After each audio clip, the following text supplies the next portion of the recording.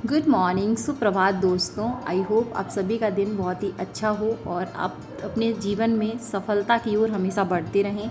तो चलिए स्टार्ट करते हैं हमारा आज का ब्लॉग। और आज मैं उठ गई थी 6 बजे और उसके बाद तो मॉर्निंग में ही मैंने कल, क्योंकि पढ़ाई मैं बिल्कुल भी नहीं कर पाई थी क्योंकि एक्चुअली कल घर पे कुछ गेस्ट वगैरह आ गए थे, तो उस चक्कर में पढ़ाई नहीं हो पाई थी।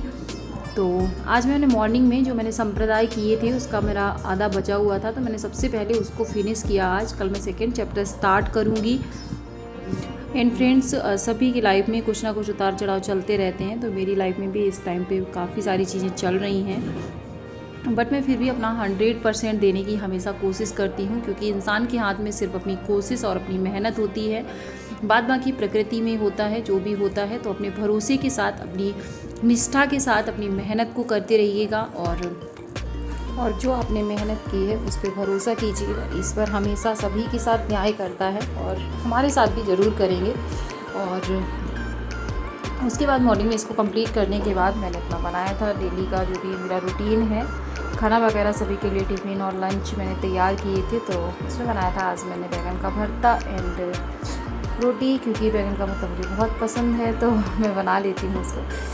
और उसके बाद मेरा सेकेंड स्लॉट जो था उसमें मैंने हिंदी में मैंने आज क्रिया को किया था। तो क्रिया सकर्मक, अकर्मक और नाम धातु क्रिया, काफ़ी सारी क्रियाएं होती हैं, तो उसमें भी आप क्या करोगे, कंफ्यूज हो जाओगे। तो काफ़ी मतलब और इम्पॉर्टेंट टॉपिक है, इससे कहीं ना कहीं आपसे 1 या 2 क्वेश्चन सारे एग्ज़ाम्स में पूछे ही जाते हैं, तो इम्पॉर्टेंट है, इसलिए मैंने इसको किया था आज फिनिश। और इंग्लिश में मैंने वोकैब करी थी, और मैं सच बता दूं ऑनेस्टली मुझे वोकैब मतलब मुझे सबसे ज़्यादा इरिटेटिंग लगता है, क्योंकि आप एक ही चीज़ को बार बार रटे जा रहे हो। मुझे जो कॉन्सेप्ट वाली चीज़ें होती हैं वो मुझे बहुत अच्छी लगती हैं, बट जब बारी रटने की आती है तो मेरा थोड़ा सा कुछ भी कह लीजिए, बट मुझे बिल्कुल भी पढ़ना अच्छा नहीं लगता, बट करना तो पड़ेगा क्योंकि डीएसएसबी की वैकेंसी, और जैसे कि न्यूज़ भी आ रही है कि जो पुराने पेपर थे वो उन्होंने अनाउंस कर दिए हैं। तो डीएसएसबी की न्यू वैकेंसी जो है हमें बहुत जल्द देखने को मिलने वाली है, तो बिल्कुल भी डिले मत कीजिएगा, अपनी पढ़ाई को प्रॉपर करते रहिएगा। और इस टाइम पे मैंने करंट अफेयर्स की क्लास को थोड़ा सा पॉज कर रखा है, क्योंकि मुझे लग रहा है कि जैसे कि हमारा डीएसएसपी का पेपर जो होता है वो 100 मार्क्स की पेडागॉजी होती है, तो उस पर हमें ज़्यादा फोकस करना है। और उसके बाद जो है आपका 20 मैथ्स होता है, 20 रीजनिंग है, हिंदी है, इंग्लिश है, और 20 का ही टोटल आपका जो है जीएस होता है, उसमें भी 3 से 4 नंबर की आपकी करंट अफेयर्स होती है। तो आई थिंक मैंने करंट अफेयर्स बहुत लंबे टाइम से पढ़ी है, तो इतना, और पेपर वगैरह भी पढ़ रही हूँ इंटरव्यू की वजह से, तो वहाँ से भी हो जाएगी। और उसके बाद मंथली जो सर कराएंगे उसको मैं कर भी लूँगी, क्योंकि डेली 1.5 घंटे का टाइम काफ़ी हो जाता था।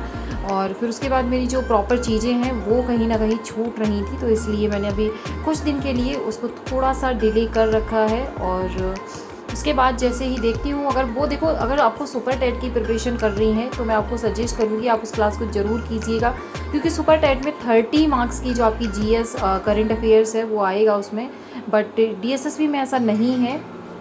तो उसके जब हमें जिस एग्ज़ाम की तैयारी करनी, तो हमें उसके हिसाब से चीज़ों को करना पड़ता है। और 11:30 हो चुके थे, अब मैं अपना सेकेंड स्लॉट जैसे कि मैंने आपको बता दिया है, तो इंग्लिश और हिंदी की थी मैंने। उसके बाद मैं सोच रही थी मैथ करूं, बट उसके बाद जो है मुझे जाना पड़ गया था कहीं पे, तो उस चक्कर में मैं नहीं कर पाई। तो ये था आज का ब्लॉग, और मैं कोशिश करती हूँ कि ज़्यादा से ज़्यादा मैं अपनी पढ़ाई को टाइम दे पाऊँ, बट नहीं हो पा रहा है कुछ प्रॉब्लम्स की वजह से। बट ठीक है, करूँगी मैं जल्दी ही। और आप लोग भी अपनी तैयारी को अच्छे से करते रहिएगा, और किसी के कोई डाउट है, कोई क्वेरी है तो आप मुझे पूछ सकते हैं। और उसके बाद है टेलीग्राम पे मैंने 11th 12th और सरोहा पब्लिकेशन की साइकोलॉजी एंड आईओएस के नोट्स सारा कुछ, इंग्लिश नीतू मैम की बुक का पीडीएफ एंड आदित्य पब्लिकेशन, मतलब मैंने सारा कुछ सेंड कर रखा है। अगर आपके पास ये सारा मटेरियल नहीं है तो आप वहाँ से जाके उन चीज़ों को कवर कर सकते हैं अच्छे से। ओके, और बाद बाकी आपके सभी के प्यार के लिए, सपोर्ट के लिए बहुत बहुत शुक्रिया दिल से। आप लोग ऐसे ही हंसते मुस्कराते रहें हमेशा लाइफ में, हमेशा आपने जो चाहा है वो अपनी मेहनत से और अपनी लगन से आपको मिले।